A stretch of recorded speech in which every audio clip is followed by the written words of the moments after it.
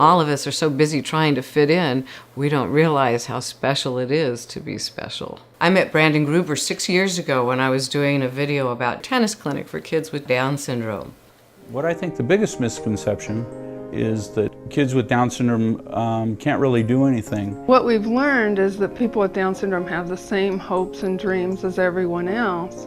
I really didn't know very much about Down syndrome except for what I had gleaned having my children. I was in my 30s, and so it was standard to go in and have genetic counseling. They were looking for issues like Tay-Sachs, Down syndrome, spina bifida, all of them painted with the same brush of, The doctor came in and after about 10 minutes after Brandon was born and said, we think there's a problem or he might have Down syndrome. For Brandon and his parents, when they were told that their son had Down syndrome, there was nothing positive about it.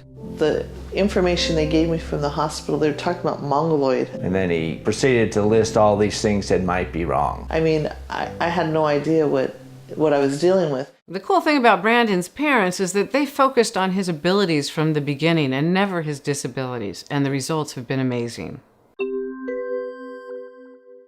Hey, Brandon is an artist, an actor, and a model. In his young life, Brandon has worked hard to overcome speech and motor development delays, and from kindergarten through 8th grade, with the help of an instructional assistant, Brandon was fully included in all subject areas. Brandon's parents were huge advocates for him, so whenever he started school, they made sure the school saw the child and not the label. Teresa brought Brandon to see me, and she brought him in the front, and we sat down in the lobby, and she had him read a book to me.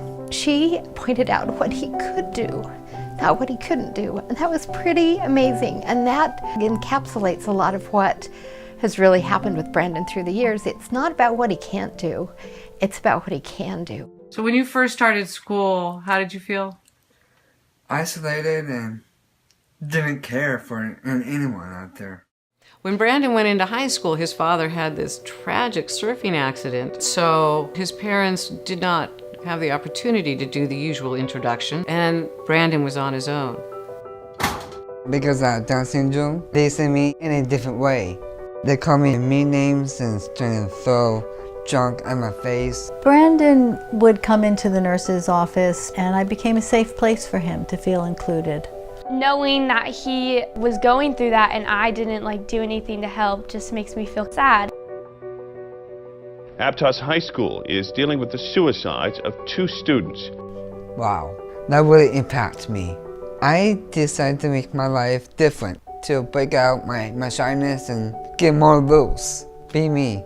He went from bullied freshman to homecoming king, and along the way he realized there were so many other students that were being excluded. The school Brandon went to was very financially divided. There were a lot of migrant worker families and a lot of tech families. He raised money to take these kids to a winter formal, something they never imagined they could do. I feel like Cinderella.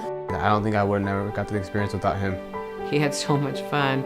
He raised even more money to do it, for the prom, for yearbooks. He recognizes students who otherwise aren't seen but are achieving the best that they can do. He sees that. His vision is spectacular. His mission is beautiful. His story needs to be told. Follow this campaign and share it with your friends. Together we can make this happen.